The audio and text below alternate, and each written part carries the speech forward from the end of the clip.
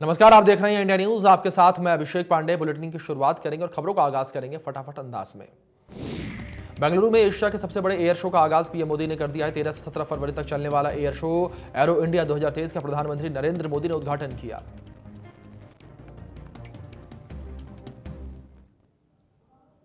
PM Modi ने arrow India 2023 पर स्मारक डाक टिकट भी जारी किया है। बता दें कि एशिया के सबसे बड़े एयर शो में भारतीय वायुसेना की ताकत की झलक देखने को मिलेगी।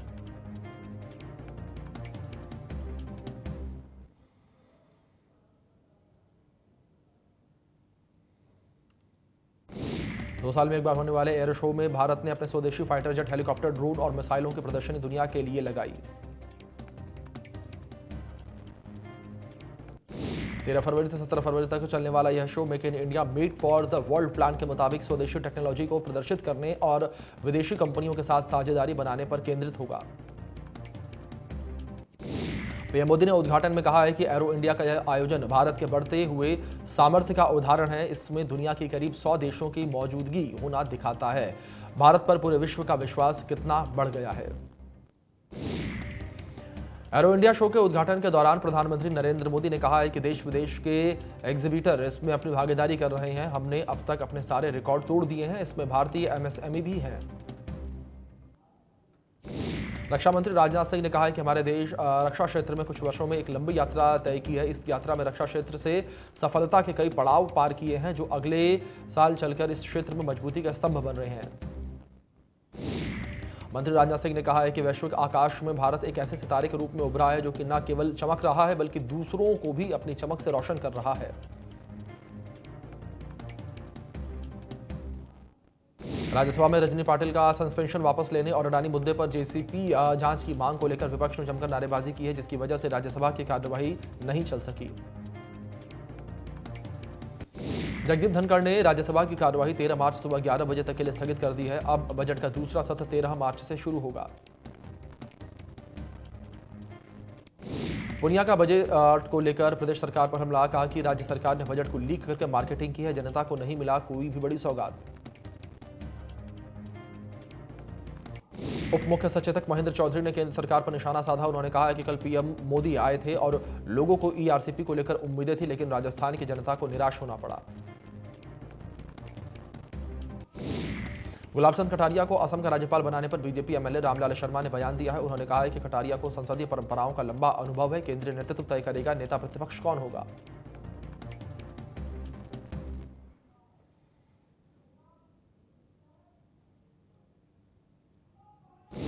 पीसीसी चीफ गोविंद सिंह डोटासरा का सुजानगढ़ सालासर रोड पर कांग्रेस कार्यकर्ताओं ने जोरदार स्वागत किया है। इस दौरान विधायक मनोज मेघवाल, सभापति नीलोफर गोरी, उपसभापति समेत कई कार्यकर्ता मौजूद रहे।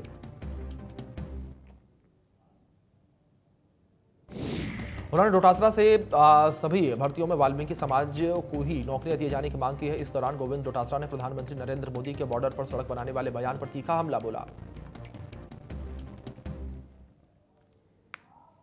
उन्होंने कहा कि अडानी ही मोदी के चुनावों का खर्चा उठाते हैं। उन्होंने कहा कि कांग्रेस की सरकार ने ही पाकिस्तान के 2 टुकड़े किए थे। मोदी सरकार ने सेना के शौर्य को कम दिखाने की कोशिश की है। आज विधानसभा अध्यक्ष के कक्ष में दोपहर 3 बजे कार्य सलाहकार समिति की बैठक होगी। आगामी दिनों में सदन में होने वाले काम काज तय किए जाएंगे। कोटा में नागरिक विकास एवं स्वायत्त शासन मंत्री शांति धारीवाल ने रिको को लेकर कहा है कि रिको एक ऐसा स्वायत्त शासी कॉरपोरेशन है जो अब बहुत बड़ी बीमारी बन चुका है।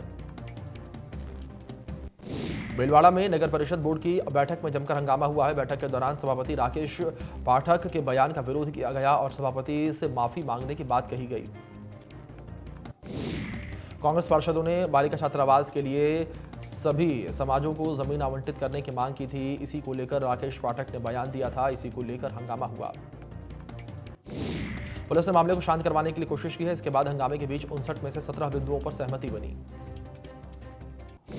भीलवाड़ा के शाहपुरा में अंतर्राष्ट्रीय हिंदू परिषद के अध्यक्ष डॉक्टर प्रवीण तोगड़िया अल्प समय के प्रवास के लिए तहनाल गांव पहुंचे। उन्होंने विश्व प्रसिद्ध ज्योतिष और वास्तुशास्त्र विशेषज्ञ हेमराज लढ़ा से मुलाकात की। जानकारी के मुताबिक पूरी मुलाकात बंद कमरे में हुई है। इस दौरान ठाकुर भगवत सिंह राणावत, उप सरपंच जीवराज गुर्जर, सरपंच प्रतिनिधि घनश्याम सिंह राणावत समेत कई गणमान्यों ने साफा पहनकर उनका स्वागत किया। ग्रामीणों से बातचीत करते हुए तोगड़िया ने कहा है कि अंतर्राष्ट्रीय हिंदू परिषद ने हिंदुत्व की रक्षा और हिंदू भाई बहनों की रक्षा के लिए हिंदू हेल्पलाइन का शुभारंभ किया है, जो कि 24 घंटे चालू रहती है।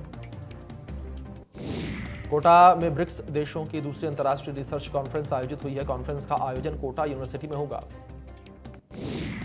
कुलपति प्रोफेसर नीलिमा सिंह ने बताया कि इस 3 दिवसीय कॉन्फ्रेंस में 13 देशों के शोधार्थी जुटने वाले हैं। इस दौरान करीब 20 शोध पत्रों का वाचन होगा। टोंक के देवली में पूर्व कृषि मंत्री प्रभुलाल सैनी ने प्रधानमंत्री नरेंद्र मोदी के सभा में प्रधानमंत्री के साथ मंच साझा किया। किसान नेता की चारों तरफ चर्चाएं हो रही हैं। जालौर के भीनबाल में गौतमी तालाब के पास फाफरिया हनुमान जी के नए मंदिर के लिए शिलान्यास किया गया है, जहां पर भगवान रामचंद्र, राधा कृष्ण और हनुमान जी के मंदिर का निर्माण किया जाएगा। कोरोना महामारी के एक लंबे अरसे के बाद पिछले 3 दिनों से जयपुर के करबला मैदान में चल रहे दीनी तबलीगी जमात इज्तिमे का समापन विशेष दुआ के साथ हुआ। वहीं यहां पर मौजूद उलेमाओं की तरफ से यहां पर आए युवाओं को नशे से दूर रहने की प्रतिज्ञा भी दिलवाई गई। इस कार्यक्रम में सादगी के साथ 120 से ज्यादा जोड़ों ने निकाह कबूल कर जिंदगी का एक नया आगाज किया। श्री डूंगरगढ़ में पार्षदों ने नगरपालिका कार्यालय पर ताला लगा दिया है और नगरपालिका अधिकारियों के खिलाफ विरोध जताया। गैर भसावर में पुलिस ने कार्रवाई करते हुए पशु क्रूरता अधिनियम के तहत केस दर्ज किया है। साथ ही 2 वाहन चालकों को गिरफ्तार किया। NH21 जयपुर भरतपुर पर चेकिंग के दौरान पुलिस ने 2 वाहनों से 80 पशुओं को मुक्त किया है, जिनको यूपी के बुचड़खाने ले जाया जा रहा था। कपासा में पुलिस ने कार्रवाई करते हुए चाकू मारकर हत्या के मामले में 6 लोगों को गिरफ्तार किया है। पूरे मामले में अब तक 8 लोगों की गिरफ्तारी हो चुकी है और अन्य आरोपियों की तलाश जारी है। माउंट आबू के मोहम्मद आरिफ ने गुजरात में हुए बॉडी बिल्डिंग के मिस्टर गुजरात प्रतियोगिता में भाग लिया है और गोल्ड मेडल जीता है। साथ ही आरिफ का चयन बॉडी बिल्डिंग में मिस्टर इंडिया के लिए भी हो गया है। सरकार की चेतावनी के बाद भी जयपुर के गांधी पथ, वैशाली नगर समेत कई इलाकों में पैसे देकर युवा हुक्का पार्टी कर रहे हैं। यहां पर क्लब हुक्का बार के बंद होने के तय समय के बाद भी पार्टियां हो रही हैं। गुलाबपुरा में हाउसिंग बोर्ड इंडस्ट्रियल एरिया में सर्जिकल सामग्री बनाने की फैक्ट्री में आग लग गई है। आग लगने से करोड़ों का सामान जलकर राख हुआ। सीकर के नीमका थाना में भूमाफियाओं से परेशान युवक पानी की टंकी पर चढ़ गया। भूमाफियाओं पर लगाया धोखे से जमीन हड़पने का आरोप। लोहड़ी में फिर से सर्दी लौटने लगी है और अलाव जलाने लगे हैं लोग। लोगों का कहना है कि पहले सर्दी से पूरी तरीके से राहत मिल गई थी, लेकिन 2 दिनों से फिर से मौसम ठंडा हो गया है। हिसार में ब्लू बर्ड झील के पास कूड़े के ढेर में 8 साल की बच्ची का शव मिला है। जब बच्ची का शव निकाला तो उसके पैर बंधे हुए थे। परिजनों की शिकायत पर पुलिस ने जांच की तो अनाज मंडी क्षेत्र में लगे सीसीटीवी कैमरे में एक युवक बच्ची को लेकर जाता हुआ दिखाई दिया। पुलिस ने संदिग्ध की पहचान करके उसे गिरफ्तार किया। पुलिस पूछताछ में आरोपी से मिली जानकारी के आधार पर शव बरामद किया गया। फिलहाल पुलिस आरोपी युवक से पूछताछ कर रही है।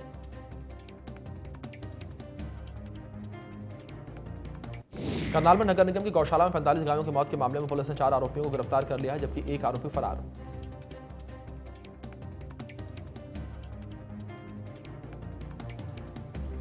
फतेहाबाद के बीघड़ गांव में अफीम की खेती करने का मामला सामने आया है, जहां पर पुलिस ने बीघड़ गांव के खेत में छापेमारी करके अफीम के 472 पौधे बरामद किए। पुलिस बीघड़ गांव निवासी रमेश उर्फ गोलियां के खिलाफ एनडीपीएस एक्ट के तहत केस दर्ज किया है और आगे कार्रवाई शुरू कर दी है। रूसी सरकारी एजेंसी ने दावा किया है कि रूस से हथियार खरीदने के मामले में भारत पूरी तरीके से पहले नंबर पर है। एजेंसी के मुताबिक पिछले 5 सालों में रूस ने करीब $13 बिलियन यानी कि 1 लाख करोड़ रुपए के हथियार भारत को सप्लाई किए हैं। अमेरिका कनाडा बॉर्डर के पास एक और फ्लाइंग ऑब्जेक्ट दिखा है। अमेरिकी एयरफोर्स ने इसे मार गिराया है। पिछले 1 हफ्ते में चौथा फ्लाइंग ऑब्जेक्ट मार गिराया गया। अमेरिका और ताइवान के साथ लगातार खराब होते संबंधों के बीच चीन अपनी परमाणु ताकत बढ़ाने की तैयारी कर रहा है। जानकारी के मुताबिक साल 2035 तक चीन अपने परमाणु हथियारों की संख्या 3 गुना तक बढ़ा सकता है, जिसे 900 कर लेगा।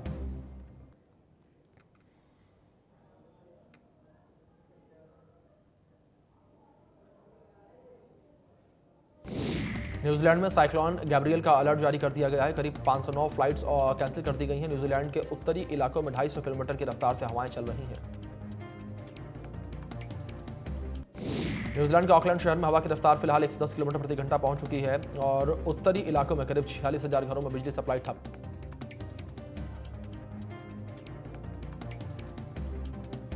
न्यूजीलैंड में तूफान के चलते भारी बारिश हो रही है। पिछले 24 घंटे में ऑकलैंड में 4 इंच बारिश हो चुकी है। यहां पर समुद्र का जलस्तर तेजी से बढ़ रहा है। न्यूजीलैंड के मौसम विभाग के मुताबिक तूफान गैब्रियल ने अभी तक सिर्फ दस्तक दी है। इतने में ही पावर लाइंस, रूट और पेड़ों को नुकसान पहुंचा है। अगले 24 घंटे अहम है, इसमें काफी तबाही होने की आशंका। भीषण तबाही झेल रहे तुर्की में एक बार फिर से भूकंप आया है। जानकारी के मुताबिक तुर्की के दक्षिण पूर्व क्षेत्र कहराम नारास में रविवार को भूकंप के झटके महसूस किए गए, जिसकी तीव्रता 4.7 मापी गई। इससे पहले 6 फरवरी को तुर्की और सीरिया में 7.8 तीव्रता का शक्तिशाली भूकंप आया था। इसके बाद 2 दिन बाद भी कई बार भूकंप के हल्के झटके महसूस किए गए। पिछले सोमवार को तुर्की और सीरिया में आए विनाशकारी भूकंप की वजह से अब तक 34,000 लोगों की जान जा चुकी है और हजारों लोग घायल हो चुके हैं। अफगानिस्तान के फैजाबाद में सुबह भूकंप के झटके लगे हैं। रिएक्टर पैमाने पर भूकंप की तीव्रता 4.3 मापी गई। जानकारी के मुताबिक भूकंप का केंद्र फैजाबाद के पूर्वोत्तर शहर से 100 किलोमीटर दक्षिण पूर्व में था। सिक्किम में भूकंप के झटके महसूस किए गए हैं। रिएक्टर स्केल पर इस भूकंप की तीव्रता 4.3 मापी गई। महिला T20 वर्ल्ड कप में टीम इंडिया ने जी से शुरुआत की है। केप टाउन में खेले गए मुकाबले में भारत ने पाकिस्तान को 7 विकेट से हराया। भारतीय टीम की जीत में जमीमा ने अहम भूमिका निभाई है। जमीमा ने 53 रन बनाकर भारत को जीत दिलाई है।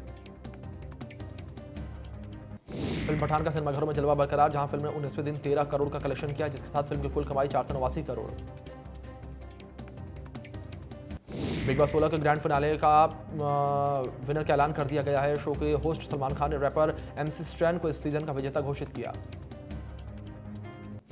शालीन भरून बिग बॉस 16 से बाहर होने से बाद उनको गुड न्यूज मिली है। शालीन भरून को एकता कपूर के शो में बड़ा रोल मिल गया है। वह एकता के अपकमिंग शो बेकाबू में लीड रोल प्ले करते हुए नजर आएंगे। बिग बॉस 16 के प्रीमियर में सनी देओल और अमीषा पटेल भी पहुंची हैं। इस दौरान दोनों ने अपनी फिल्म का प्रमोशन किया। सलमान और सनी देओल का याराना भी देखने को मिला, तो वहीं सनी देओल इस दौरान डांस करते हुए नजर आए। गदर 2 की टीम के साथ अब्दुक रोजिक भी तारा सिंह के रूप में नजर आए, जिसमें वे काफी क्यूट लग रहे थे। तो वहीं अब्दुक रोजिक को सलमान खान और सनी देओल के साथ मैं निकला गड्डी लेके गाने पर थिरकते हुए भी नजर आए। सिद्धार्थ और कियारा ने मुंबई में ग्रैंड वेडिंग रिसेप्शन दिया है। इससे पहले वह दिल्ली में अपना पहला रिसेप्शन दे चुके हैं। ग्रैंड वेडिंग रिसेप्शन जो कि 5 स्टार होटल सेंट रेजिस में हुआ। इस पार्टी में कई बड़ी हस्तियों ने शिरकत की। एक्स बॉयफ्रेंड के रिसेप्शन में पहुंची आलिया भट्ट। आलिया भट्ट ने सभी का ध्यान अपनी ओर खींचा। सिद्धार्थ कियारा के रिसेप्शन में आलिया साड़ी पहनकर पहुंची थी। राखी सावंत के पति आदिल पर विदेशी महिला ने लगाया दुष्कर्म का आरोप। आदिल के खिलाफ मैसूर में एक नई FIR दर्ज हुई है। एक ईरानियन महिला ने कथित तौर पर आदिल पर दुष्कर्म करने का आरोप लगाया। दृश्यम 2 के डायरेक्टर अभिषेक पाठक और शिवालिका की शादी किसी ड्रीम वेडिंग से कम नहीं है। इनका वेडिंग एल्बम सोशल मीडिया पर काफी तहलका मचा रहा है। हार्दिक पांड्या ने साल 2020 में बॉलीवुड एक्ट्रेस नताशा से कोर्ट मैरिज की थी। कपल ने दोबारा शादी के लिए उदयपुर को चुना है। शादी 14 फरवरी को वैलेंटाइन डे के दिन होगी। सैफ अली खान के बेटे इब्राहिम अली खान बहुत जल्दी बॉलीवुड डेब्यू करने जा रहे हैं। प्रोड्यूसर करण जौहर उनकी पहली फिल्म को प्रोड्यूस करेंगे।